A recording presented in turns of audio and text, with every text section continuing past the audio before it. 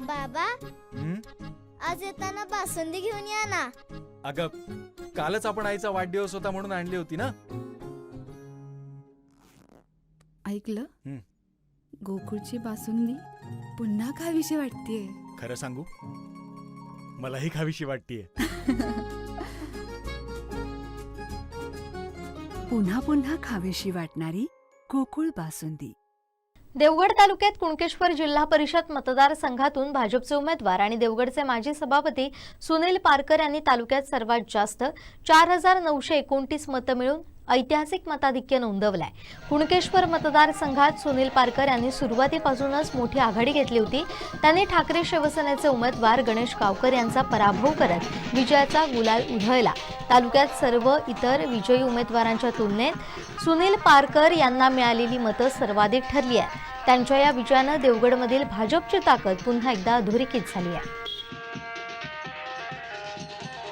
सर्वप्रथम माझ्या प्रिय मतदार बंधूंनी आणि ज्येष्ठ नागरिक, सर्वच माता भगिनी, यंग जनरेशन सर्व यांचे मी सर्वप्रथम आभार व्यक्त करेन.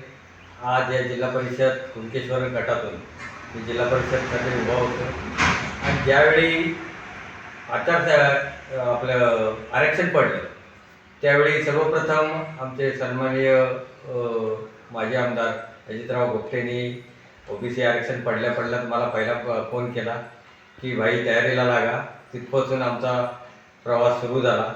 आज मला वाटतं या इलेक्शनच्या दरम्यान ज्या सर्व मतदारांनी मला भरघोस मत दिली त्या सर्वच मतदारांचे मी या निमित्ताने आभार व्यक्त करतो. आमचे सर्वांचे ज्येष्ठ सन्माननीय माजी खासदार, माजी मुख्यमंत्री आणि विद्यमान खासदार सन्माननीय नारायण राणेसाहेब यांच्याकडे ही सिंधुदुर्ग जिल्ह्याची इलेक्शनची सर्व जबाबदारी दिलेली होती आणि त्यांनी मला वाटते ही जिल्हा परिषद आपली कुणकेश्वर जिल्हा परिषद शिवसेनेला सोडलेली होती. तरीही आमचे सन्माननीय पालकमंत्री आणि आमचे ज्येष्ठ माजी आमदार अजितराव गोपटे साहेबांनी राणेसाहेबांना विनंती करून ही सीट माझ्यासाठी कमळ या चिन्हासाठी मला मिळवून दिली. त्याबद्दल सर्वप्रथम मी पालकमंत्री आणि अजितराव गोपटे साहेबांचा आभार व्यक्त करतो. या मतदारसंघात फिरत असताना सर्वच माझ्या कार्यकर्त्यांनी जो मला मोठा विश्वास दाखवला आणि पाठिंबा दिला, त्याचप्रमाणे या इलेक्शनला ज्यावेळी माझी सीट डिक्लेअर झाली त्यावेळी माझ्या घरच्यांनी सर्वांनी मला आश्वासित केलं की भाई उभे राहायचं, मी तुमच्या पाठीशी खंबीर, आम्ही सर्व घरातली मंडळी. त्याबद्दल मी सर्वच माझ्या घरातील मंडळींचे आभार व्यक्त करतो. या इलेक्शनमध्ये फिरत असताना सर्वच मतदारसंघात मागील 5 वर्षात ज्यावेळी मी पंचायत समितीला निवडून आलो, सभापती झालो आणि त्या अनुषंगाने जे तालुक्यात जे मला कार्य करायला मिळालं त्या कार्याचा अनुभव पाठीचे असल्यामुळे सर्वच गावातील आणि सर्वच तालुक्यातील कोविड काळातही मला लोकांशी चांगले घट्ट संबंध माझे रुजू झाले आणि मला लोकांचं एक चांगलं काम त्या कोविड काळात लोकांची सेवा करण्याचं मला भाग्य मिळालं आणि त्या अनुषंगाने सर्वांशीच परिचय असल्यामुळे या मतदारसंघात लोक ज्यावेळी मी प्रचार यंत्रणा राबवत होतो, जात होतो लोकांकडे 10ही गावात घरोघरी जात असताना लोक सांगत होते आपणहून भाई तुम्ही कशाला येता, खेळायची गरज नाही, तरी पण आपण लोकांपर्यंत जाणं, लोकांच्या गाठीभेटी घेणं आणि विकासात्मक कामांचे सर्वांसमोर सगळे विजन आपलं ठेवणं यासाठी मी प्रत्येकाच्या दारात गेलो आणि तिथून प्रचंड प्रतिसाद मला मिळत होता आणि या अनुषंगाने मला पूर्ण खात्री होती की आपल्याला चांगले मतदान यावेळी लोक करतील आणि त्याप्रमाणे कालच्या ज्या निकाल लागला तो मला वाटतं या देवगड तालुक्यातील हायेस्ट मतं मला मिळाली. यासाठी मी सर्वच आमच्या मतदार बंधू भगिनींचे खरोखरच आभार व्यक्त करतो आणि ज्या अनुषंगाने मला माझ्या वरिष्ठ संपूर्ण आमदार असतील, पालकमंत्री असतील, राणेसाहेब असतील, आमचे ज्येष्ठ रवींद्र चव्हाण साहेब असतील, त्याचप्रमाणे जिल्हाध्यक्ष सावंत साहेब असतील आणि या तालुक्यातील सर्वच कार्यकर्ते आमचे जे मोठ्या विश्वासाने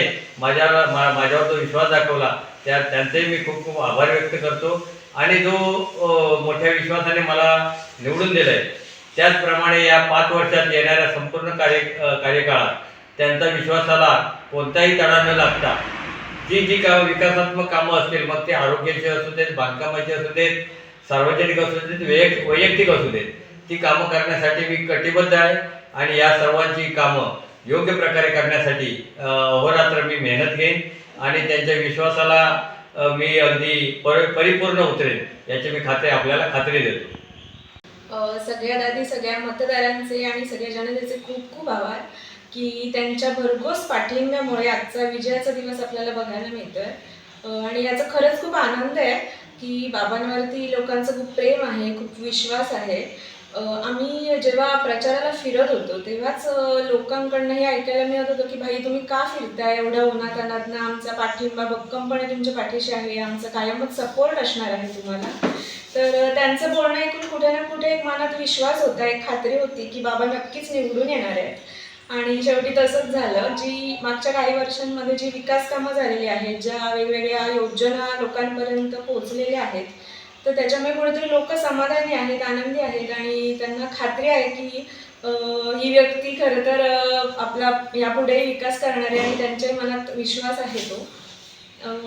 त्याच्यानंतर आपण जेव्हा फिरत होतो तर तेव्हा लोकांचा सपोर्ट बघून ॲक्च्युली खूप भारावून व्हायला झालेलं. सगळीकडे खूप पॉझिटिव्ह रिस्पॉन्स होता आम्हाला आणि खूप आत्ता हा विजयाचा एक खूप मन भरून आलं आहे.